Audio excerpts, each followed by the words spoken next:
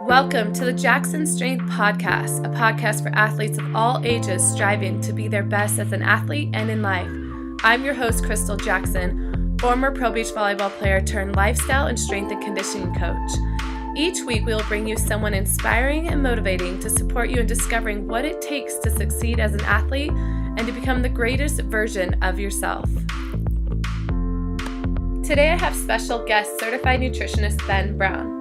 Ben has 2 master's degrees, one from Arizona State in exercise and wellness, and one from the University of Bridgeport in human nutrition. He works out of Scottsdale, Arizona, where he runs his company, Body Systems AZ, one of the premier companies in all of Arizona for fitness and nutrition.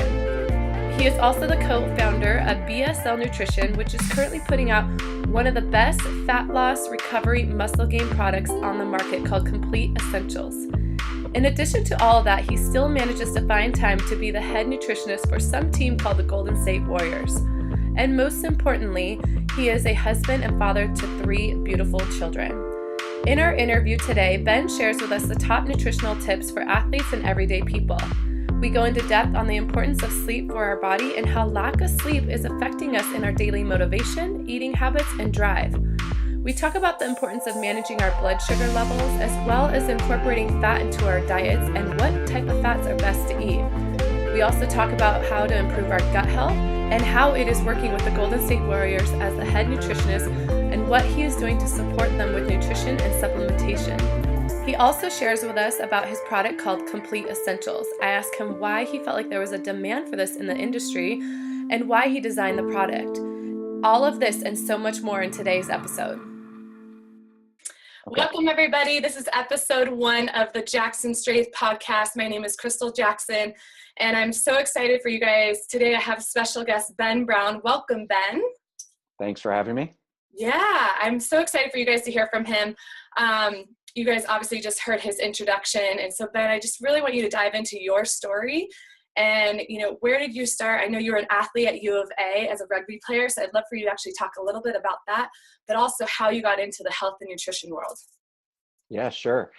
Well, I've just, I've kind of always been interested in health, fitness, and nutrition and everything from, playing sports in high school. I kind of had some unique health issues and injuries in high school that I was dealing with. I tore my ACL my junior year of football, which set me back quite a bit. And that was really stimulating for me to undergo, the physical therapy process. And that kind of got the wheels turning in terms of, maybe, I want to do something in physical therapy. I was interested in fitness. And then from the kind of nutritional standpoint is I was having a lot of gut issues in high school, lots of bad stomach issues. And I had to be really selective about what I ate.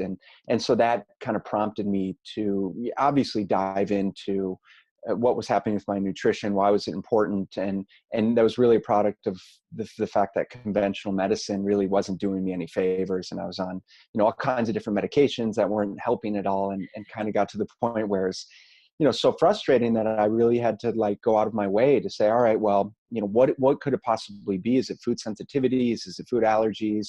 What's going on? And that's sort of the process that I went through between the injuries and the stomach issues through college, through graduate school, but all with the impetus of, being interested in fitness and health and nutrition. And so I went to U of A undergrad for physical education.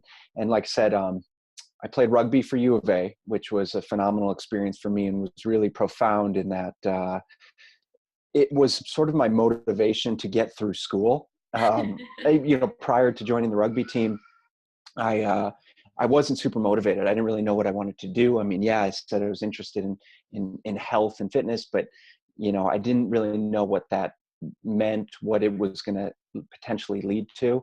But when I started started playing rugby, I had a phenomenal coach, a really good group of guys surrounding me that motivated me to really start to dig into school. So by the time I got out of college, it was sort of a product of I just had to graduate. And so I went down the physical education route, and then I went to ASU for grad school in exercise and wellness. And that was sort of when I really committed to okay, I want to do something with fitness, something with health. And And so my focus became strength and conditioning with the ASU program, and I started working with junior college athletes. Basically, got dropped right into the program, just sort of thrown to the wolves, if you will. But it was great because I had a really excellent group of guys surrounding me, mentors that. At the time, I'm sure you're familiar with Exos, or what was previously Athletes Performance. So they're out here. They originated here in Phoenix. And one of my colleagues, he was a PhD candidate at the time. He had been doing some interning through Athletes Performance. And so I had the opportunity to really learn directly from him as to what we were doing with the sport performance program. Learned a lot about program design, learned a lot about just coaching in general, because I didn't have a lot of experience on the other side of the coin.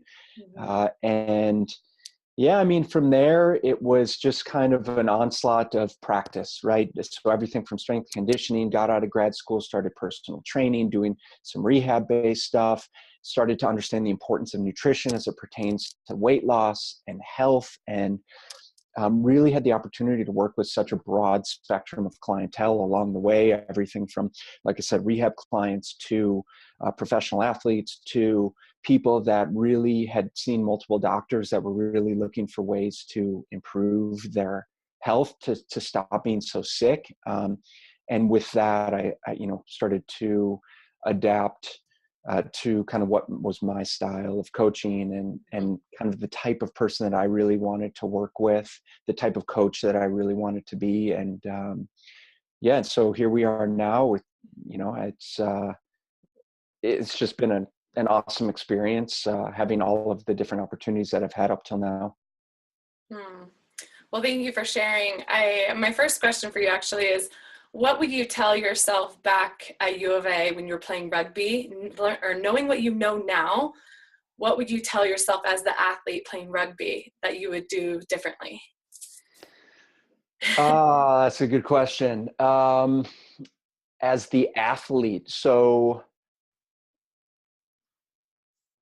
give me a little more clarification. So as the athlete that I knew I was going to go into entrepreneurship or in business, as the athlete to maximize my athletic ability. As to maximize your athletic ability. Like I played volleyball in college, and I think back to what I ate for my pregame meal, which was a hoagie sandwich with avocado cheese and Black Forest ham. Yes. And I wondered why I always got tired. Oh man. The end of my third game, we're going a 5-game match. So I just want to know, what would you tell yourself, however many years ago that was, as an athlete, that like, Ben, wake up, just do this and you'll be so much better, because our podcast here is for the parents, of course, of athletes, and our athletes as well that are in high school, middle school, college, semi-pro and pro athletes. Yeah.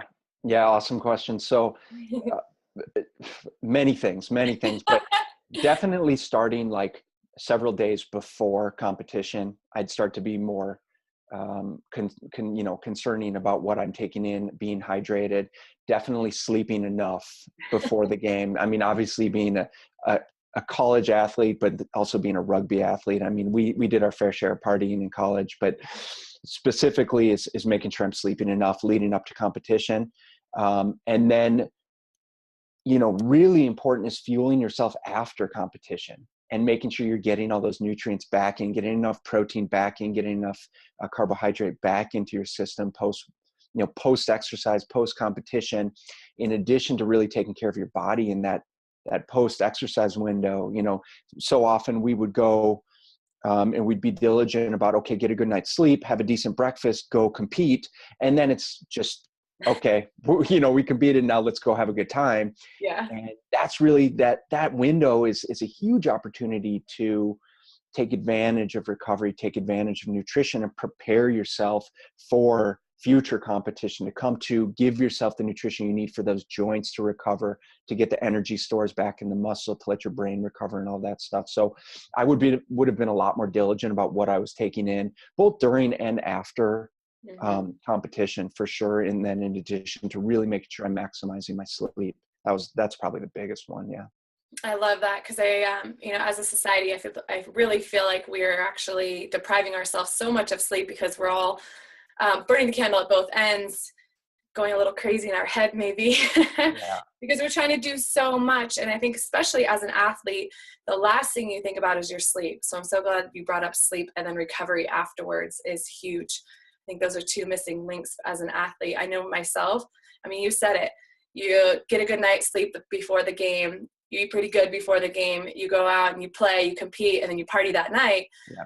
You're actually crushing yourself when Yeah. you might have another game and the next day or 2 days later. So thank you for that. That's awesome. Yeah, absolutely. Now, how do you see exactly what you shared? How does that correlate to the everyday person as well? Because I think they're very similar. Or do you feel like there's a difference? It's so similar, and it's crazy because I have the opportunity to work with professional athletes, and in addition to just everyday folks and recreational athletes, if you will. And there's no difference in terms of the nutritional guidance that I give them. It's almost more simple. I almost make it more simple for the professional athlete to implement into their lifestyle. So it's all about consistency and changing their habits with what they're doing on a daily basis, and then just really plugging it in a way that's realistic for them. So there's no differences at all, and people really think that and don't get me wrong, I mean, there's certainly athletes that are very dialed in, but generally speaking, the guidelines that I would give, your everyday mom and pop are no different. So what would those be like? Go give us a couple, like your top 3 takeaways of things that, you just shared a few, but Yeah, sure. So, yeah. So we said sleep, but consistent sleep, right? Shooting for 7 to 8 hours of sleep every single night. And really being diligent about that. It's so important. Is what people don't understand is when you are constantly pushing that sleep zone, and you're creating a deficit from night to night, it's impacting your hormones, and it's impacting what you choose to eat and how you feel the next day. And it's really a snowball effect. And so being diligent about getting to bed at a decent time, and we as coaches, I know we say this over and over again, and people hear it over and over again, but they don't get it. They don't get the importance of it. So it's about shutting down the computer and shutting down the phone, and doing calming and relaxing things that are going to help them unwind from a stressful day, because we all experience that every single day.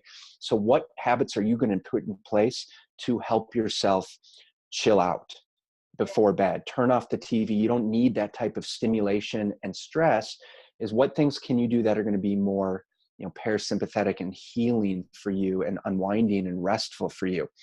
In addition to sleep is Wait, I want to chime in real quick. Sorry, but I want to chime in while I remember here, and talk a little bit more about sleep, because my family and I went on a road trip and we had like terrible sleep for 3 nights in a row. And I even wrote an article about it because it was so impactful of what my vision was. So my vision and what I want to create in this world and the impact that I want to have totally diminished. Totally like, there's no way I can do that. I was short with my kids, short with my husband, like just lack of motivation. And I'm saying this because I know there's other people that have felt that same way. So, when Ben's talking about sleep, it is the number one thing, or at least to me, the number one thing, and it's free. That's what I love about it. Yeah. It's free, and you have the choice. It's the choice of whether you go to bed at 8 o'clock, turn off the TV at 7, go to bed at 8, or do you choose to stay up till 11 o'clock at night? I mean, I have my mother, I love her so much.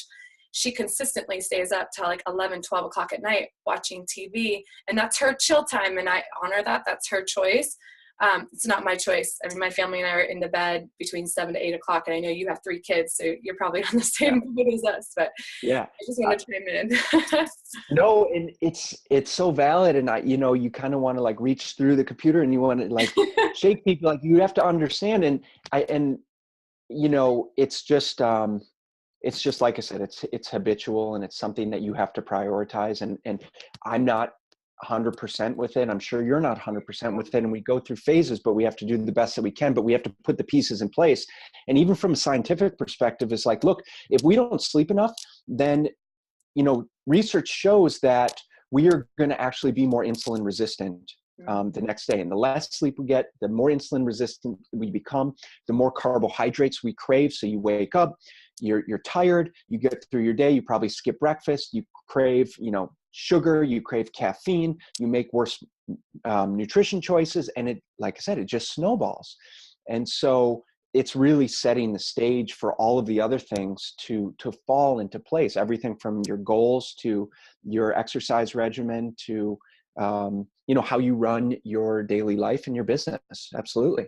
Awesome. Thank you for that. So Yeah, go to your sure. number two, because I know I totally cut you off. Yeah, that's okay. Then so we get a good night's sleep, then you got to set the stage for the next day, and you got to eat a decent breakfast, a protein rich breakfast.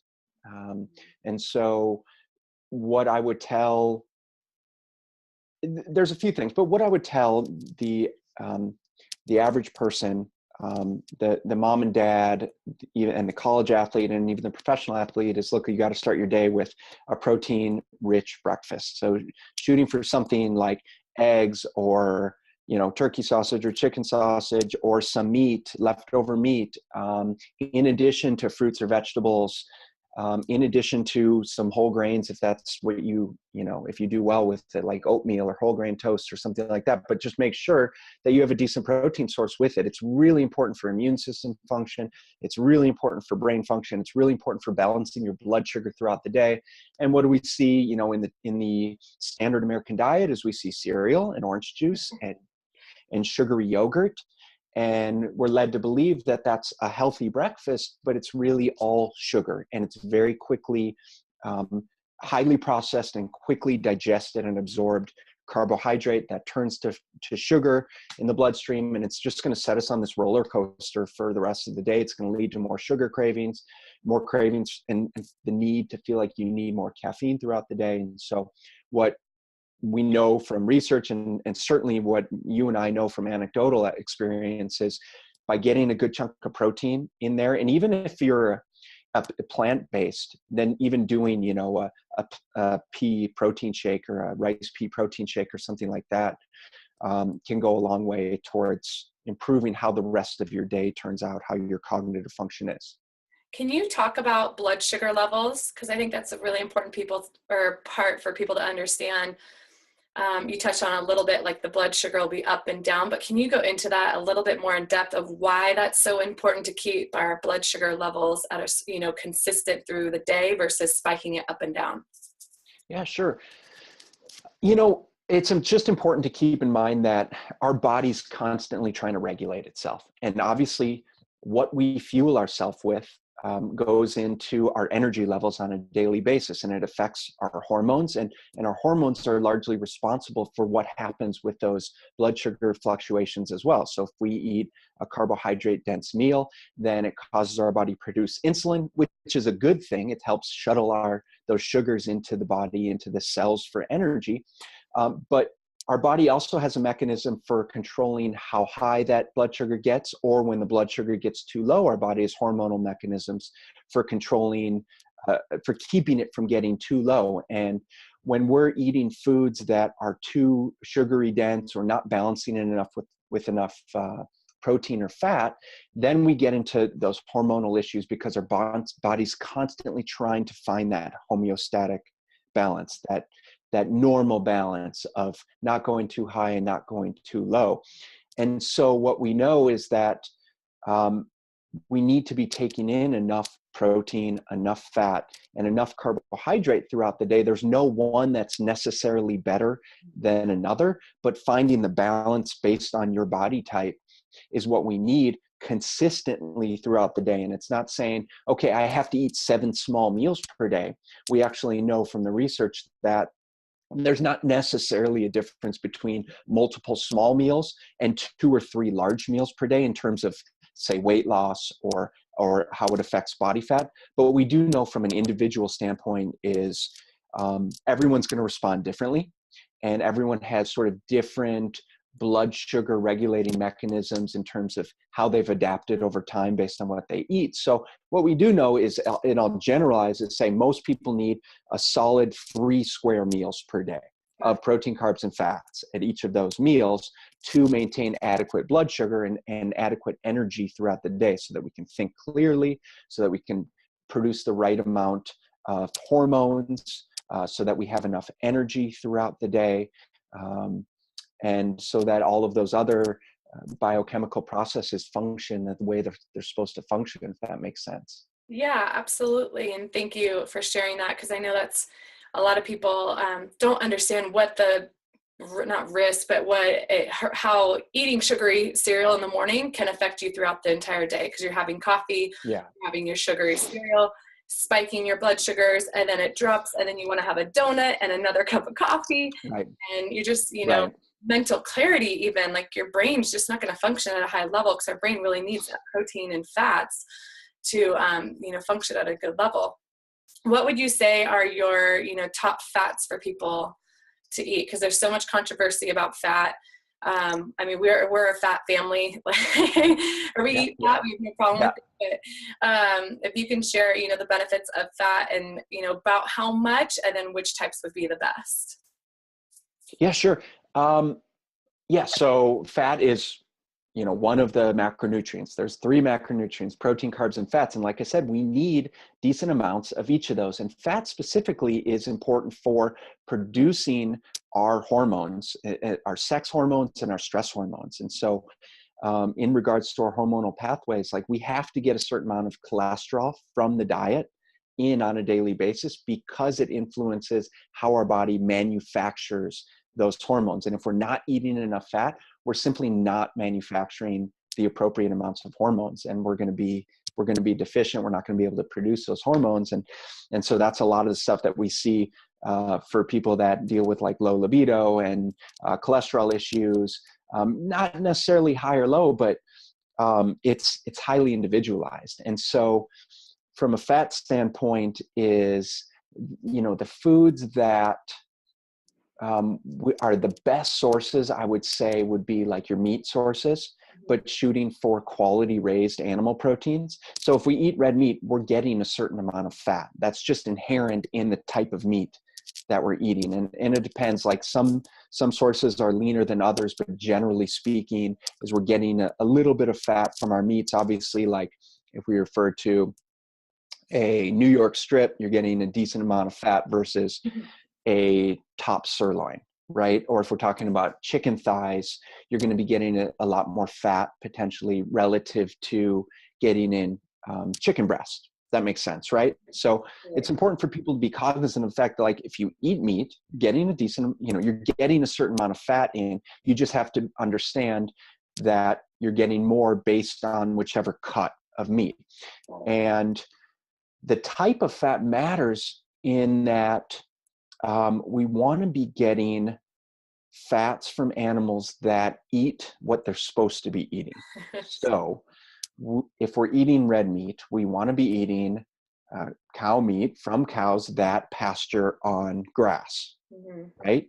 As opposed to corn and soy and foods that are potentially more inflammatory, because that actually changes the fat composition in their musculoskeletal tissue.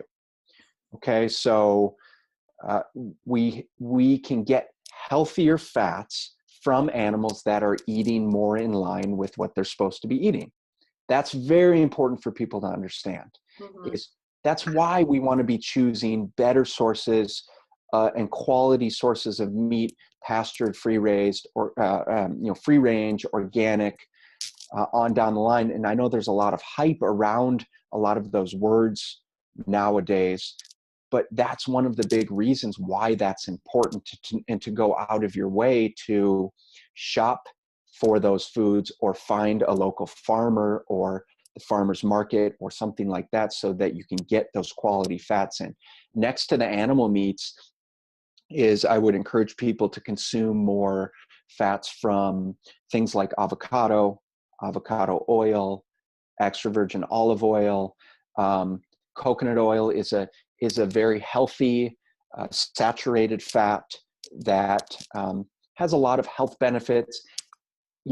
so those would be kind of the butter is a phenomenal, butter obviously comes from milk, and again is the importance of what the animal eats. So choosing like a grass-fed butter, I think there's like a Kerrygold Irish butter that's, my kids just like eat it. Like when it's sitting on the counter, they just come by and like dip their finger in it. They're so anyways. I relate with that because we've been at the store and my kids, I mean, now they're 3 and 5, but imagine Dylan at 2 years old, I mean, barely can talk, and he's pointing to butter, and I give it to him and he just unravels it and just eating like a stupid butter, and people are looking at me like crazy mom. But right. My kids are exactly the same. They love butter. They will just eat it straight up. Yeah, I mean, it tells you something. I don't know. It's just like they inherently know it's good for them, but they're at an age where their cells are multiplying so quickly. They're growing so fast. Their hormone levels are so high because they're growing so fast, and they need to be taking in so many calories. They just inherently know like it's something that's really going to be good for them.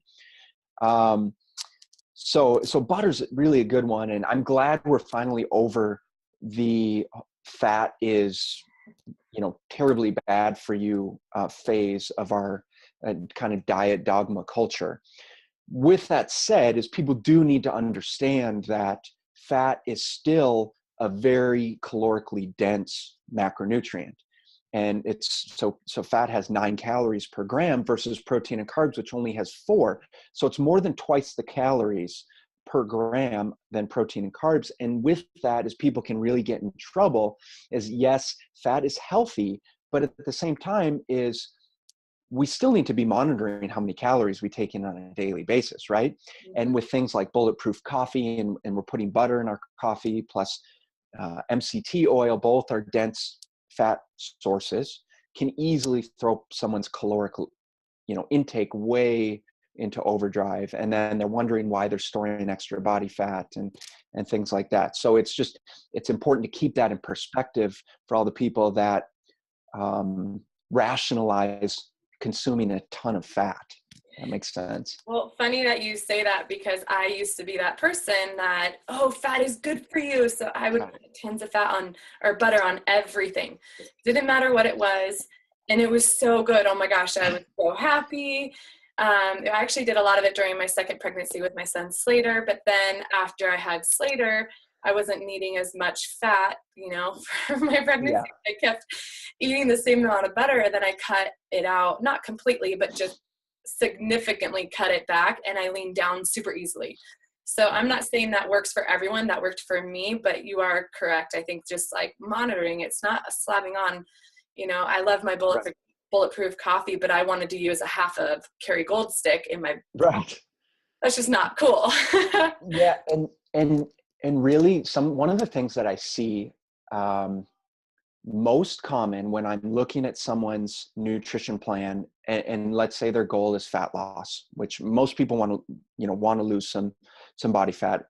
And one of the things that I see most common is that they're consuming far too much fat, and they don't realize it necessarily. And it comes from things like the bulletproof coffee, but it also comes from things like, eating a whole avocado. Well, avocado's healthy. Yeah, it is healthy, but half of an avocado is 15 grams of fat. That's like, over 100 calories. That's 135 calories. Yeah. So there's somewhere around there. So if you eat a whole avocado, you're already at 260, 70 calories. And then that's to say nothing of what else you're consuming with your meal.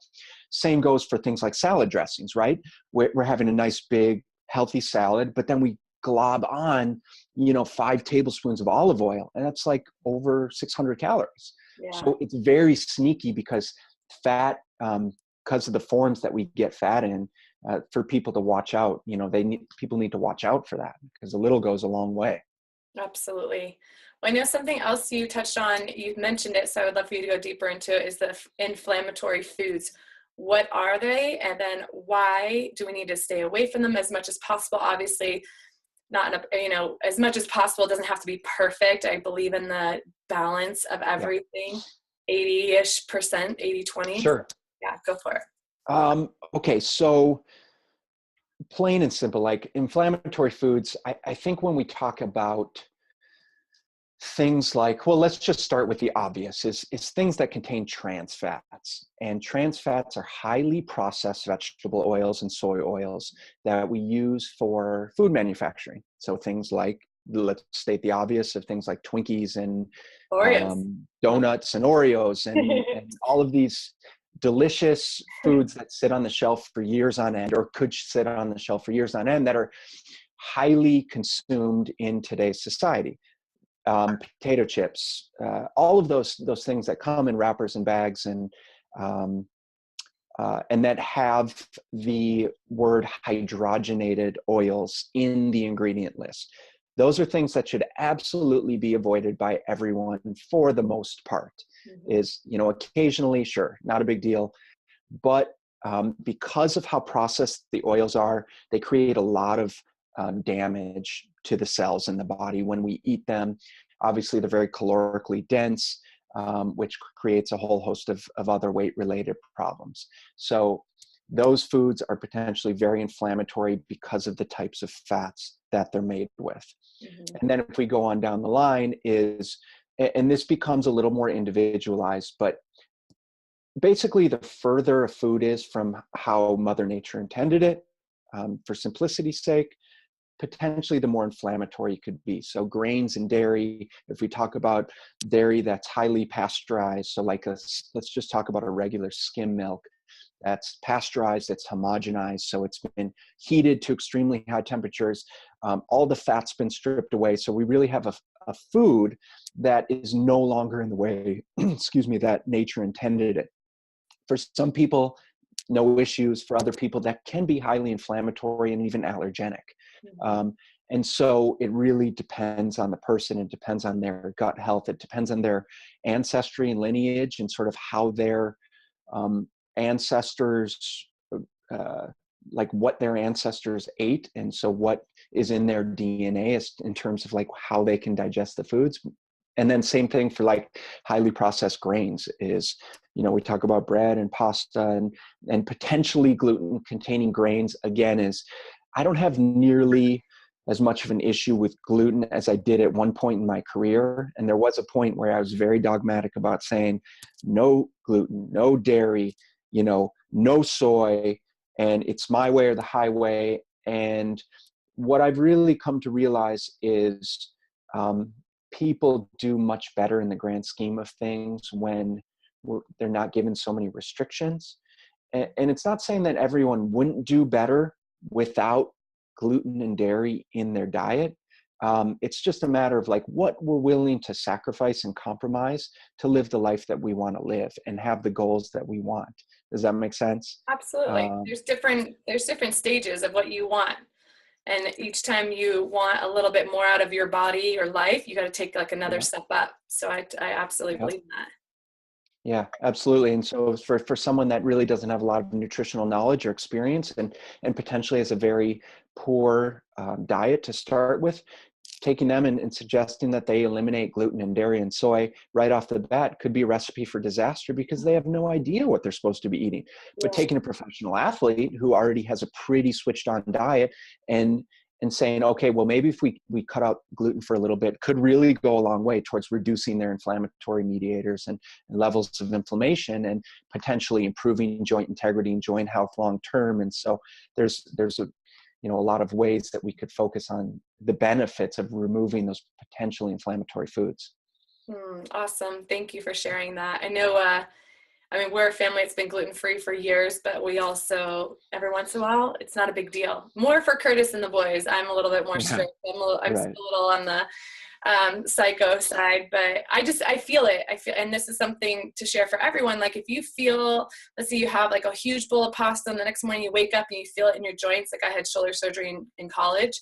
I'll wake up the next morning and I'll have, I broke this finger. So I'll have pain in my finger. Never do I have pain in this finger, but after having gluten, and I'll have pain in my shoulder. So it's a risk reward. Is the pasta, is the dish, whatever it is it worth it to wake up and have a little pain?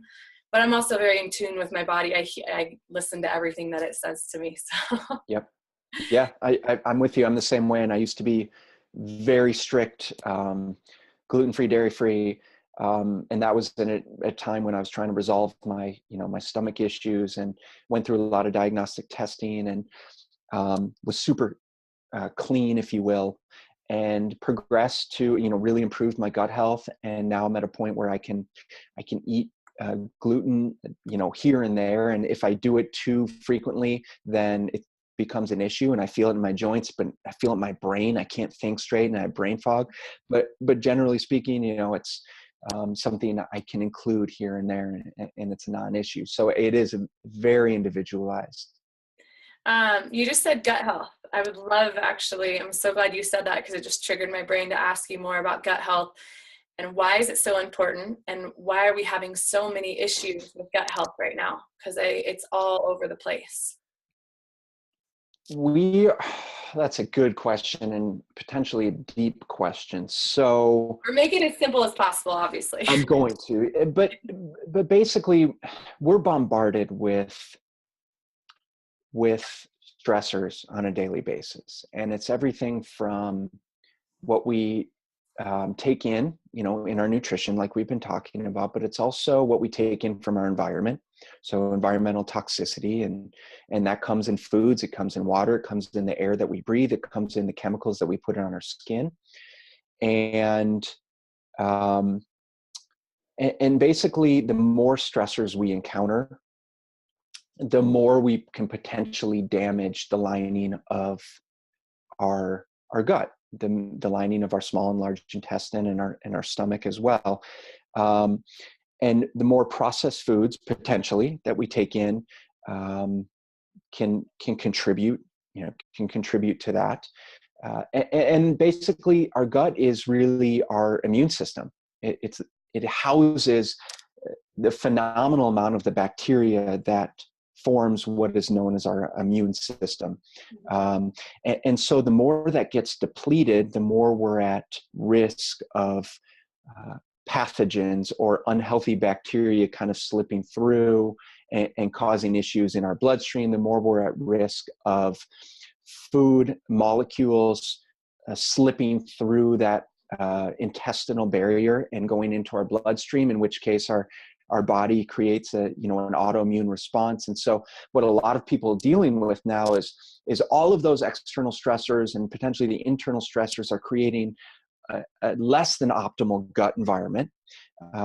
Some would call it leaky gut, in which case the junctions in our mucosal barrier start to open up, and food particles can start to leach through. Crazy. Right? And so when we're eating chicken on a daily basis and whole wheat bread, and we're drinking coffee all the time, or drinking alcohol, is those food molecules can leach through, and then our body, obviously food molecules are not supposed to belong in the bloodstream, and when they do leach through the intestinal barrier, then our body mounts an immune response. It does what it's supposed to do, but the problem is that it's happening constantly. So our immune system is constantly on red alert. And so that's where people can really start to develop more autoimmune conditions, or this constant level of immune response, this constant immune fighting response, if you will. So it's really important that we focus on not only good nutrition just for our general health, but as it pertains to getting enough of the foods that are going to, both prebiotics and probiotics, are the foods that are going to help support that healthy gut lining. Prebiotics being foods that include more fiber. That's obviously like fruits and vegetables and whole grains if you eat them, because they're going to have the enzymes and the bacteria that are going to support a healthy population of bacteria. And then the probiotics that we get from more fermented foods. Obviously, we've heard from supplementation, from things like yogurt, but very dense sources of fermented yogurt that have a high amount of probiotics, which are healthy bacteria, and supporting the gut health that way. And then also by minimizing the potentially inflammatory foods that we put in, but then also supporting it from a lifestyle standpoint is making sure we're sleeping enough and managing our stressors, right? So it's obviously a pretty deep topic, but a really important one. So I'm glad you brought it up. So it's all basically tied back to sleep, really. I mean, Right. do your pre and probiotics, but also your sleep. I mean, that's really, Sleep is would certainly be considered like the magic bullet or the ultimate panacea. And man, if I think sleep is probably everyone's number one. hmm I mean, if I think we were to take a poll, yeah. I imagine for the vast majority of the American population, sleep would probably be up near number one or two major complaint. I agree with that. And I just, I really hope everyone hears that if you take control of your sleep, it's your choice. Again, like I said earlier, you will have a way more efficient day. You won't be as frustrated. You won't eat crappy foods, which then make you have, blood sugar crashes. So then you would get frustrated again and get angry or upset. Like, I just think we'd be a happier society overall. And I say that, and I was the kid that didn't sleep very much in high school and college, had mono in high school, had pneumonia in high school. And, even through college, didn't sleep enough, had 2 babies. I mean, the baby thing, you don't sleep enough, but now value my sleep. My mom is like blown away that I actually care about my sleep, but it's like my number one priority. Cause I know the stuff that I've done in my history has affected me to where some things that have gone on in my body today. So I will do anything and everything to make sure that I stay where I am right now, if that makes sense. Yeah. And I'm healthy. There's nothing wrong with me, but I just always want to improve it. I want to be badass forever. So Amen to that. yeah. So Ben, I know you are the nutritionist for the Golden State Warriors, and I would love to hear a little bit more of, number one, what a rad gig. So, if you can share a little bit of what exactly you do for them, and how cool is Steph Curry, because I just think he's amazing. I'm just kidding. But also, I want to tell you, I coached Steve Kerr's daughter for 5 years. So I've known Steve Kerr for over 10 years. I've known, we call him Q. Does he go by Q? I'm not even sure if he goes by Q at Golden State right now. I don't know. I don't know. And go ahead. No, what's funny is I can't even remember Bruce. His name's Bruce, but we always called him Q. But it's funny, I could barely even remember. He's one of the assistant coaches, but go for it. Yeah. So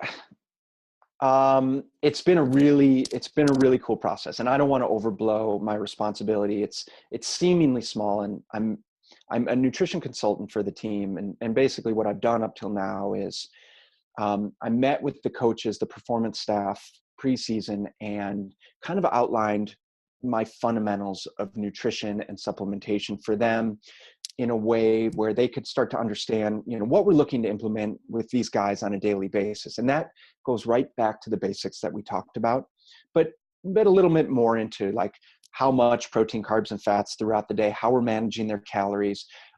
For these guys, a big thing is how much sugar they're taking in on a daily basis. And how much processed food. So if we can work on things to manage that a little more effectively, the meals that the team has control over, trying to make those as spot on as possible, so that the rest of the day, when they have control over their own menus, they equal out, if you will. But like I said, it hasn't been too big of a roll up till now, so I don't want to blow it out of proportion. But what we have done is just plugged in some fundamentals. It's like, okay, these guys show up. What should their pre-practice meal be? What should their pre-workout supplementation, their intra-workout, their intra-training, post-workout supplementation be? What should their post-workout meal be like? And then what are the things that the coaches can implement right away that is going to have the biggest return on investment, or create the biggest benefit with the least amount of effort, if that makes sense. Because we're obviously not going to be able to radically change everything. These guys aren't at the facility all day, and I can't work with each one of them individually to make sure that they get a chef and that they have all of their meals, set up. And they don't necessarily want that either. So we said, okay, well, we can control their pre-practice meal. We can control their supplementation, be it the basics, as well as what are they doing around their training window, because that goes a long way towards energy recovery, tissue repair. And for these guys, we're not looking at nutrition from a immediate, acute, like you eat this and you're your performance is going to improve just like that. We're looking at their long-term performance and recovery, most importantly. What's going on with joint health, energy long-term? I mean, these guys have, over 100 games, assuming they make postseason. These guys have 100 games throughout the season. So what are we doing, again, consistently, that's going to make the biggest difference long-term? Because we all have been around the athletes that can eat whatever they want and still perform at a very high level. And I think the NBA is, a really good example of what of a lot of these guys grouped together, that really they've done whatever they wanted their whole life. Some of them have no concept of what good nutrition is. So to think that we're going to go in and change everything right away there's no chance. But getting them to take a post-workout shake, well, one is we're getting them, more protein in, we're getting them decent amount of carbs to fuel the muscles post-practice, post-training. And then they can go on out and do whatever, if they want to go to Chick-fil-A or, whatever it is that they want to do. So just with that is we plugged in some of those fundamentals, which has been good. They're in season right now, and they're nuts in terms of their travel schedule, their game schedule. So there's not really a lot of stuff that's going to be done at this point. One of the things that we're working on is just trying to get them to make better decisions when they're on the road. And how do we help them do that? Can we have specific menus set for like their hotel menus? Can we have specific menus, or make sure that we're being cognizant of the types of restaurants that they're going to as a team and what they're choosing to eat when they go out for team dinners like the night before? What are they providing the guys with on the plane? So those are all sort of next steps in the process. It's nothing super flashy. We're not getting into DNA testing just yet. Anything like we see in some media outlets, but yeah, it's been cool. I don't know Steph. I've met him once, but I know Kevin Durant a little bit better, and he's a really good guy, and love him too. Just a phenomenal athlete and player, and just a really good person. So Steve Kerr's a really nice guy. I've met him just a couple times, but I really like what they're doing with the program, how he runs things there, and it's really been an honor to have the opportunity to, in just a small way, work with these guys. Well, you are so humble. I just want to acknowledge that, how humble you are. And either way, it's a really big deal to me, that you've worked so hard in your career, and this is what you created, was an opportunity to work with Golden State Warriors. And I think that's beautiful. And touching on Kevin Durant and Steph Curry, those are two players that I highly admire because they are so selfless. Because when they play on the court, and now I'm going to go into basketball because I love basketball, but but they really are a true testament of what a high-level athlete can be like, and they're selfless, and they play the game because they truly, truly love it. And that's the end of my spiel on basketball and basketball players. I want to go into your product that you have designed, Complete Essentials. I'm so excited for you to share with everyone what that is, why you came up with it, and what was the need behind it, because there's obviously a why behind it. Yeah. So the Complete Essentials is an all-in-one workout powder. And what it is, consists of is all 9 essential amino acids, and essential amino acids are just the building blocks of protein. But so think about like any kind of protein powder, but it's broken down one step further. Is they're just free form amino acids, and so basically when we consume these, they're immediately digested and absorbed into the stomach, into the intestine, and then into the bloodstream for the body to utilize as fuel for the working muscles, for recovery source for the working muscles. Now, in addition to the amino acids, there is electrolytes. So we know the benefits of electrolytes, especially for athletes, and those are sodium, magnesium. So it's 3 of the electrolytes: sodium, magnesium, potassium, all in really good quality forms that are easily absorbed into the cells. And then there's citrulline, and citrulline is an amino acid that helps with increasing blood flow. And that's important, obviously, because we want blood to be going to the working muscles. So whether we're running or biking or strength training or we're in competition, obviously we're using those muscles. And the more blood flow we can have, the more we're actually shuttling nutrients to those muscles for energy, for recovery. And then in addition to the citrulline is L-carnitine. And L-carnitine, its function is to help mobilize fat as fuel. And so really what it does is it kind of acts as a fat burner in a roundabout way, but really it helps us utilize fat as fuel more effectively. And so kind of the impetus to put together in what I call an all-in-one workout product is we've seen so many different pre-workouts and post-workouts on the market. And this was a few years ago. I was doing a lot of personal training, and I was working out of a gym, and I was carrying a lot of different supplements. And I had, clients that were taking 2 or 3 or 4 products before and 2 or 3 products after their workout, or some during their workout. And one, it's inconvenient for them. It's inconvenient for me to be carrying all of that product. It's expensive for them to be buying all of that product. And it just wasn't really realistic for them to be doing that consistently. Mm-hmm. And so the opportunity arose to, actually who is my business partner now, he was one of my clients at the time, but he owned a logistical warehouse that houses supplements, and his wife's side of the family, they manufacture supplements. And so it's just sort of like the perfect storm of, hey, if you ever want to put together your own product, just let me know and I can kind of get the ball rolling. And so I just started making a laundry list of stuff that I wanted, with the idea being, how do I make this easier for my clients to implement? How do I create a better quality product? Because I wasn't happy with the types of ingredients. I wasn't happy with the artificial sweeteners. I wasn't happy with the price points. So is it even possible for me to create a product where it's just, look, here's your one product. Like, just take this and you're going to be like, we may not cover everything, but you're going to be pretty darn good with this one product, and it's going to be good for you. And we're not worried about the artificial sweeteners. It's all natural. There's no caffeine. And is that even possible? So we got the ball rolling and went through multiple trials and multiple taste tests. And you guys tried, the first round, which all good ingredients, but the taste was sort of like, not there yet.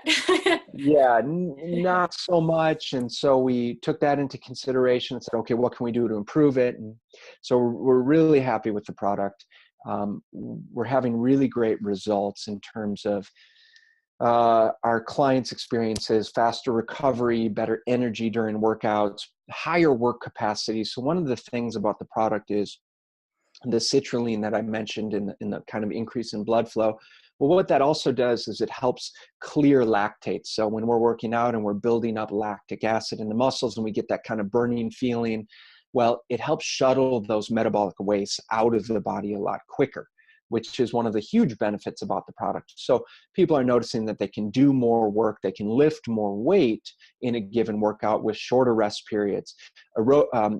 Aerobic endurance athletes can get up and take the complete essentials and go out on a run or go out on a bike or swim. We have a bunch of triathletes that utilize it, but they're feeling like they have more energy, but also they can do more volume of work with really nothing in their system other than just the product. So it's something that we didn't really initially intend, but it's had a huge benefit to the endurance population in addition to the strength population.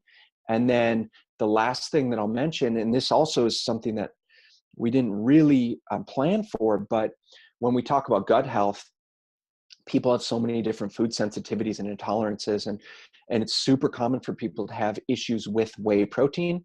And so what we've noticed is that for people that have issues with dairy and or whey protein, just taking the complete essentials, because it's the free form amino acids, and it's very easily digested and absorbed, there's no issues with any kind of gut intolerance or bloating or anything like that. So it's a really good alternative for people that can't do whey or want to do something like that. Well, as a family, we absolutely love it. And I have to share this cute story about at the time he was 2, my little 2-year-old Slater. He's now 3. He wakes up from a nap, comes downstairs, comes on the couch, and he's crying. He's like, aminos, aminos, no. Yes. I'm like, who is this child? This is a girl. Yes. Like, I mean, seriously, if I had recorded it, I would have sent it to you. You could have used it for whatever you wanted, but it was the cutest thing. My 2-year-old at the time just crying for amino acids. It was awesome. But my kids love it. They have it every day. My husband and I have it every day. And I want everyone to hear this. It actually tastes good, because if you have plain amino acids, I've had both. Yeah, no, not good. Yeah. Not good. Like, don't even try to chug them down because you want to be tough. They taste like poop. That tastes so good. Like, I love it. And it's helped me through, my training, but also long days. I've been in a leadership academy the last 4 months, and we have 12-hour days, and we'll have like a 20-minute break, and I'll chug my aminos, and it just, gets me over for another 2 hours as well. So it's so multi-purpose. It's amazing. And I'm so glad you were able to share it with us. Awesome. I appreciate the plug. I'm glad you guys are enjoying it. And that's all we wanted. Is we said at the end of the day, we said, is this something that we'll drink, that we'll feel good about drinking, that we'll give to our kids, that they can drink, whomever. Yeah. And if that's the case, if no one buys it, that's fine. We'll drink it all. It's not a big deal. But it turns out that it's gaining in popularity. And so for that, we're very happy and blessed. Awesome. Well, Ben, thank you so much. I just have my last 3 questions for you. And my first one being, we talked about so much information here today. What do you feel like, and maybe it's going to be repetitive, but what would be the number one thing for them to take away that they could implement today that would improve their life? The number one thing that they could take away and implement today, I would say, well, I think it's obvious that they need to start to sleep better, more consistently. Figure out your sleep ritual.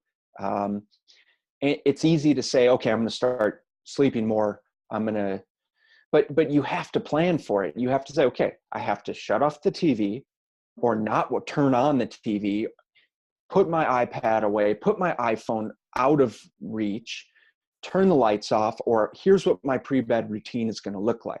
And I'm actually just going to go in my room, make sure there's no TV in the room, and I'm just going to read for 30 minutes. And then maybe I'll journal for a little bit, and just go and be consistent with it. In the first couple nights, it's going to feel like it's a chore, but that's how we build habits, right? So then it will become easier every single night. And then you'll start to realize, well, I actually felt like I'm sleeping better. I feel like I have more energy. Now I can think more clearly. Now I can be more intentional about what it is I'm doing on a daily basis. And then you're going to be even more motivated to be consistent with those habits. So yeah, I mean, we awesome. Definitely, I think, would agree that sleep would be something that people need to implement starting now. So speaking on that, do you have a morning or night routine that you could share? Like, is there something that you do every morning and every evening besides hang out with the kids? So I have my ideal routine, but like you said, I have 3 kids, and our youngest is 16 months. And so it's always chaotic, but I would say that assuming we get to the kids to bed, at a decent time, like 8 o'clock, and then it's sort of like, okay, in a perfect world is have some wife time, maybe watch a short show or talk, and then do some, for me, if I just read, that's it, I'm done. Yeah. So it usually is like 5 or 10 minutes, and depending on, I get up very early. And that's my time to really get a lot of stuff done when everyone else is sleeping. So I'm usually up at 4:30. This morning I was up at 3 a.m. and it's sort of one of those, it wasn't intentional. It's just kind of, you wake up and your mind's going. And so my morning routine is get up, whether it's reading or journaling or doing something educational is ideal. And I'm not going to pretend that I'm perfect with it, but I find that my days are most productive when I've kind of written down what my top 3 priorities are, my top 3 things that I need to get done. And then when I wake up early, instead of trying to go back to sleep, I get very intentional about it. Say, you know what, I'm up, I'm going to get it done. And then I'll go and take advantage of that time. And that's when I think the best. And that usually stems into an incredibly productive day. Even if I take a nap later on the day, which I do highly recommend. If you find yourself, 5 or 6 hours of sleep, just go take a 20-minute power nap later on in the day, and that can do phenomenal things for your brain and energy. I totally agree with that. Even a 10-minute nap. I've done 10-minute naps, and I'm like, okay, I'm back. No, yeah, that's exact same. And I find if I just lay down, and sometimes you feel like you barely shut your eyes, and then all of a sudden you're like, I'm good to go. So people need to give themselves the opportunity to do that if they're feeling run down around that 1 or 2 o'clock time slot, which is pretty common. Yeah. So what has been the number one thing that you've committed to in your life that has made the biggest impact?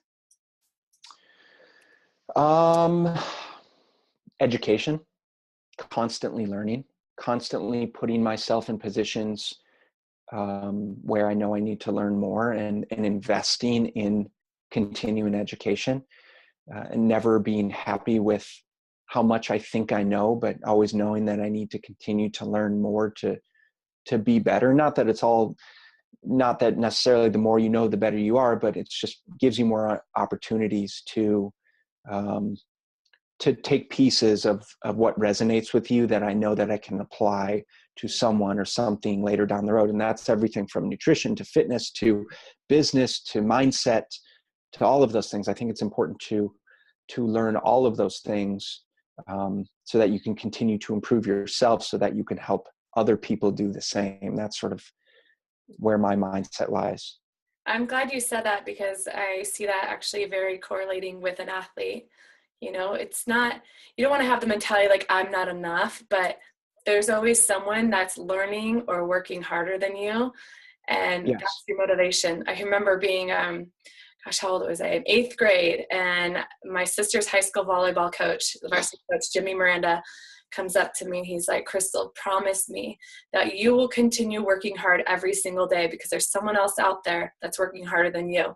Oh my gosh, that changed my life when he said that. And I was the kid every single night shooting basketball hoops. I was a basketball player as well, shooting hoops till, past dark, because I had that in my head of just, there's always someone else that's going to want it more than you. So you really have to push, whether you're an athlete, whether in life, whatever it is that your passion and drive is. Yeah, I couldn't agree more. And along those lines is not accepting no from people, is, not letting someone tell you that you can't do it or you're not good enough. In my book is unacceptable. And that's been the impetus for phenomenal growth in my career. And I don't think I'd be where I am without people shutting the door in my face, because it's been a driving force for me. Is I almost look forward to when I get turned down for something, because it's like, okay, well now I need to try harder or try something different and get uncomfortable and learn something new and try and put myself in a better position. And so I think that's really important for your listeners to understand, especially athletes, because they're going to be told no, they're going to be told they're not good enough. And that's simply not the case. Yeah. You have to believe in yourself, number one. You have to believe whatever it is that you want, and you can have anything and everything that you want in your life. But it all comes down to, what do you believe in here in your heart and in your mind, that you get to set yourself up. And it's a choice every day when you wake up. You're waking up at 3, 4, 4:30. I admire that. We're on the same 4 to 5 o'clock. Yeah. Because you know what? The drive to be successful and to get work done while your kids are sleeping is so important to me, so that I can be present as a mom and, whatever that drive is for you in life, So thank you for sharing that. I love that. Yeah. And then my last one is, what are your 3 keys to abundance and success? What would you say they are in Ben's world? My 3 keys for abundance and success are discipline.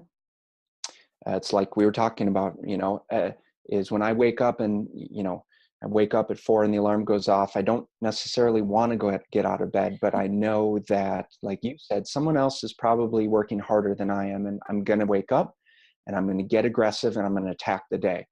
And with that mindset and trying to be consistent, you can make a lot of things happen. Second to that is having gratitude. If for me, we can all feel like we're living in abundance. It's just a matter of how you frame it, and really respecting and honoring everything that you have around you, the relationships that you have. I have, a house and food on my table and clean drinking water, and my family is healthy, and I'm living in an abundance. So it's just a matter of perspective. But being grateful for every day and everything that we have, I think, is incredibly important. Because let's see, someone, one of my mentors would always say, what you appreciate appreciates. And I think that's a very valid quote, is constantly thinking about the things that we're grateful for will lead to more abundance. Lastly,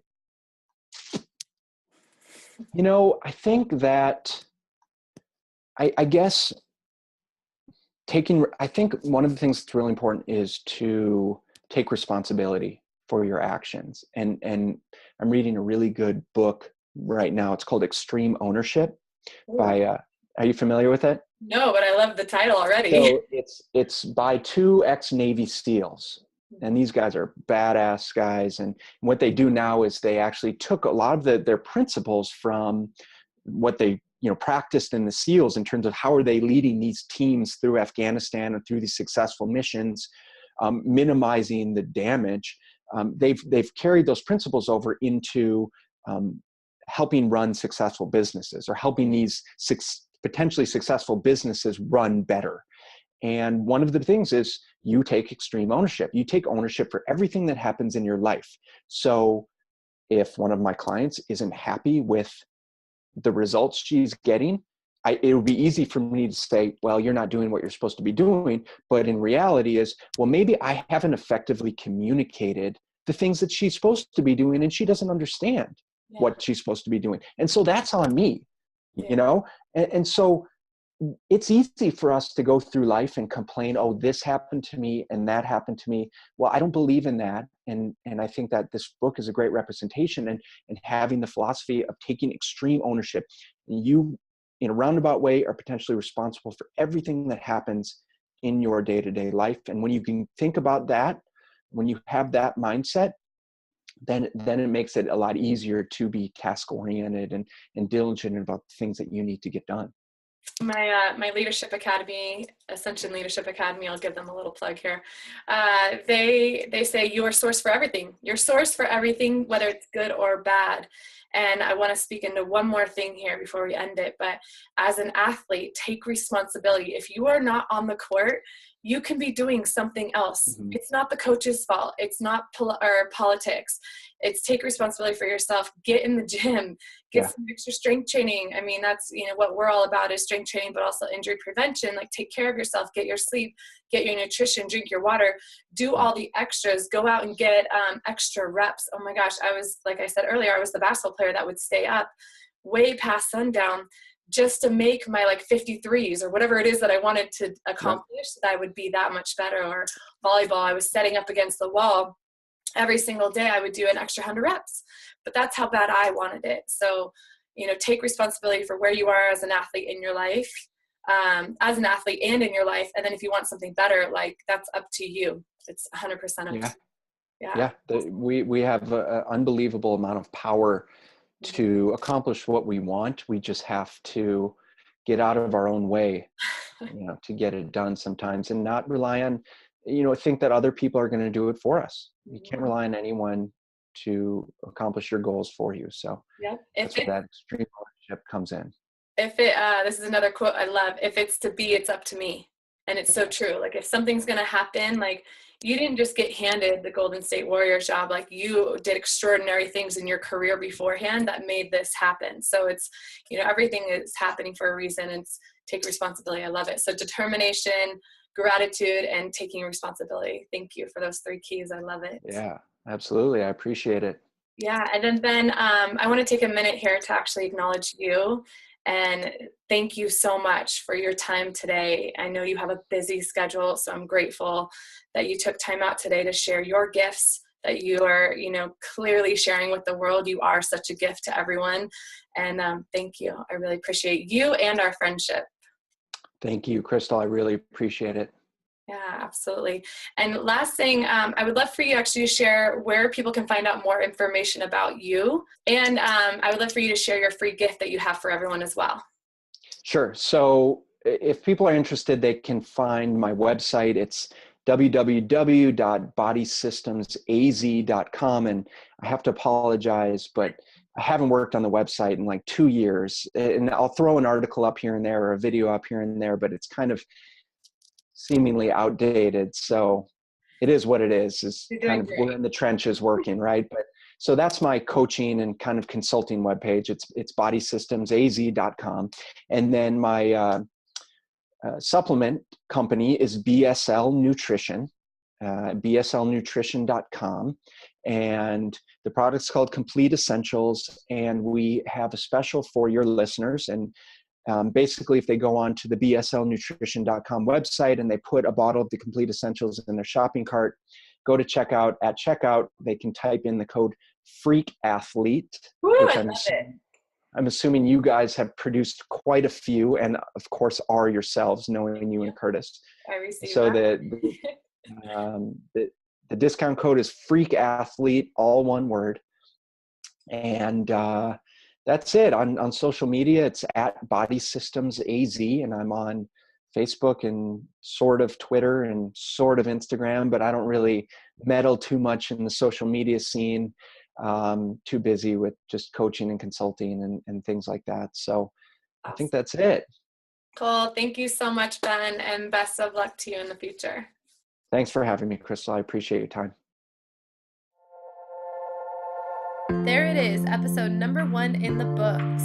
Thank you so much for joining us. And if you want to find out more information about Jackson Strength, visit our website, jacksonstrength.com, or subscribe to our YouTube channel, youtube.com/Jackson Strength, where you will find all the interviews as well as tons of exercises we give to all of our athletes across the world. Be sure to tune back in every Friday where I'll be interviewing my husband, co-founder and owner of Jackson Strength, with his Feel Your Body tip of the week.